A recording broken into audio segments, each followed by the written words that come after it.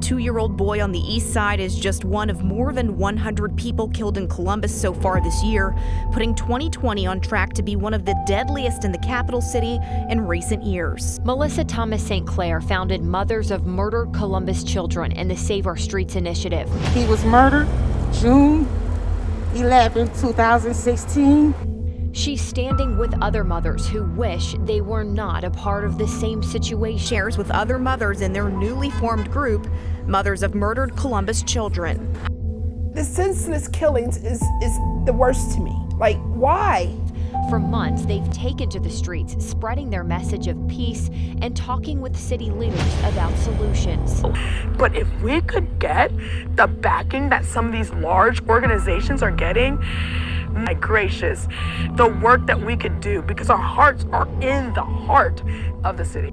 Describe their community and neighborhood groups out there that are raising their hands, that want to help, and we want to partner with them. New this year, the mayor says he's working with smaller groups of community members, faith leaders, students, and law enforcement. Police now investigating 58 homicides so far in 2021.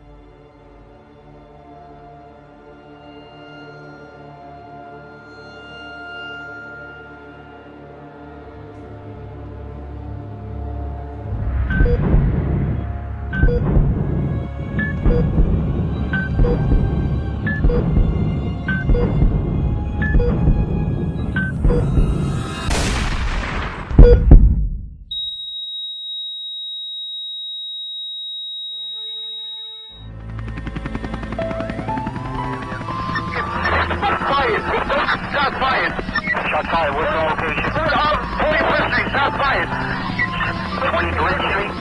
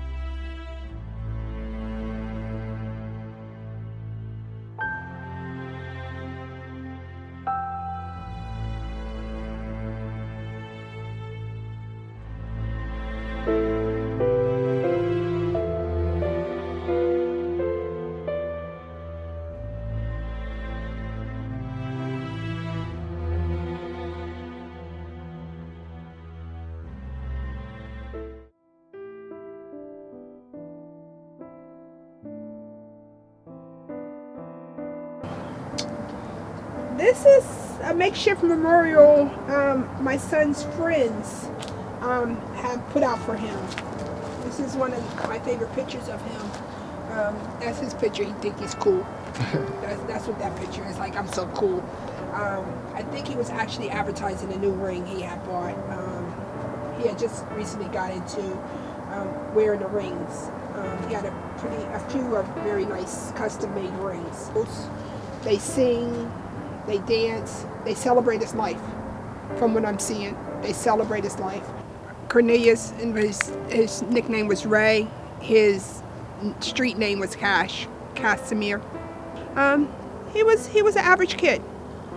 He was an average kid. Ray was just always, he was always happy, always smiling, always wanted to bring other people happiness. My son is a baby of the 80s. As we all know, in the 80s, crack was rampant in our neighborhoods. So there wasn't a lot for him to look up to. I started him in baseball at age 4. From baseball, we went to Little League football. Around 8 years old, his father was killed by the Columbus police. And that was kind of a turning point in his life. He became withdrawn and a little bit angry. We worked through that. Got him into some counseling, got him back on track emotionally. One of my son's friends He's actually shooting a video out here later on, a music video in honor of my son. I met Cash through my cousin Byron, and he was actually dancing in the Peter Pan. You know what I mean? So, and I used to make jokes about him, about that, like, oh, y'all doing dancing and all this stuff. And I was probably like 14 or 15 years old when I met Cash, when it was dancing. You know what I mean? And he was just he was like the biggest dude there. You know what I mean? Literally, like everybody was the biggest dude there. You know what I mean? I'm like, dang, you got this big dude and he got footwork like this. He can do all this type of, you know what I mean? So it was love, man. Like the first time I ever met him, it was just love. I've tried the best I could to keep him out of this life. It was a magnet for him. Life for Jacqueline Casimir changed in an instant with one phone call. In his home, in his bedroom, shot dead. Just 1 month ago, her son, Cornelius Casimir, was killed hours after he turned 30 years old. Some of this stuff is unbelievable. It's unbelievable. You can be on the outside looking in. I've seen my sisters, I've seen friends have to bury their child. But that, when you're looking in, it's not even close to what it's like. Having to go shop, find an outfit for my son to be buried in. It's crazy. What's going on there? I don't know. Somebody went to the house and shot my cousin. His family says the 23-year-old was coming home from a dentist appointment and holding Subway sandwiches, not a gun, when he was fatally shot last Friday by a sheriff's deputy. My only focus is justice. I eat, breathe, and sleep justice. Hello, my name is Melissa Thomas St. Clair. I am the founder of Mothers of Murdered Columbus Children. I'm sitting in a place where I once was able to have wonderful memories with my son. Now that's all that is, are memories. I am a mother who has lost a child to the senseless violence in Columbus, Ohio. As you see me lay my head on his chest, I no longer hear a heartbeat. No mother deserves that pain. No mother deserves to outlive their child. So our logo, as you see, is a sister soldier. She is the soldier of peace. She's the mother. Along here, you'll see her angel wings. That is her protection. Her baby's soul is who protects her. Then you see that we fight with peace and positivity and prayer. It is very important that when you see the orange and camo, you know who's coming. It is my plea to you. It is my plea to you as you hear the purpose in my pain. Join us so no other mother has to lay their head on their child's chest and no longer hear a heartbeat. Our children deserve to live.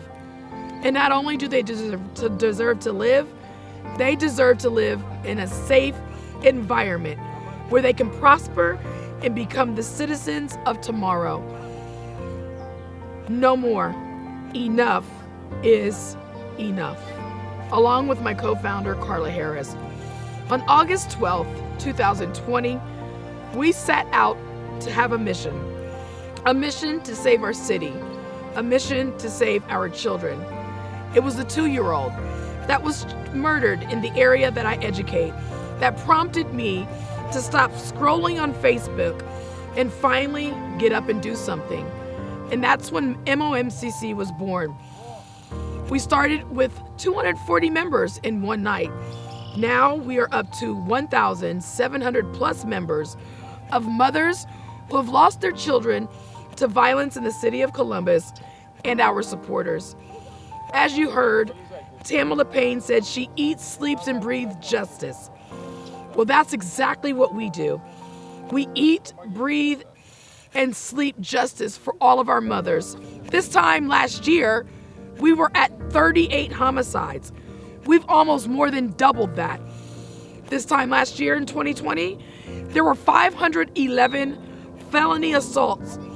We are at over 800 felony assaults. We've got to do something. And it takes more than saying enough is enough. It takes more than going to the Columbus Division of Police page and complaining or calling out these thugs.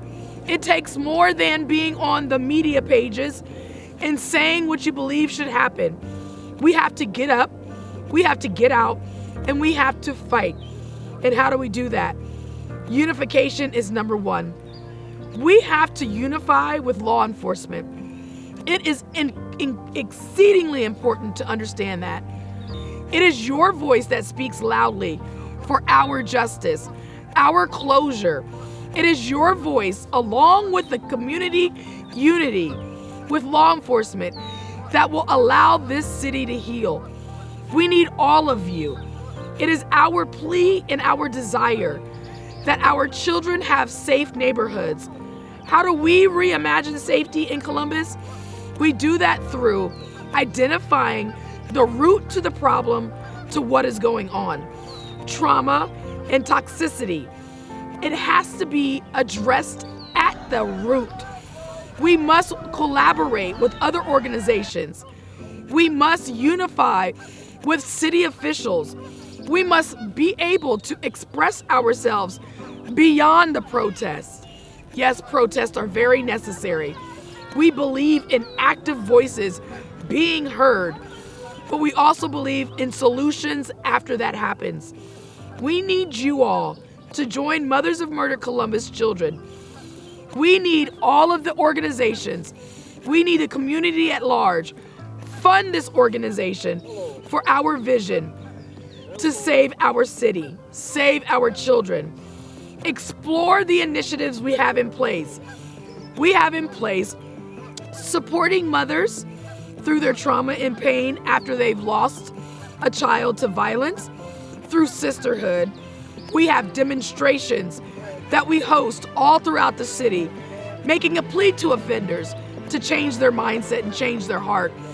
We also have initiatives in place for our youth, that they explore environments beyond what they've been born into, so that they see a vision of change.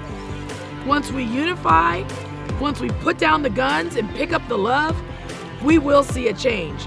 It won't be overnight, but the steadier we are, the more consistent that we are, we can overcome this and bring back the great city of Columbus, Ohio, and our neighboring suburbs as a safe, productive, and loving place to reside.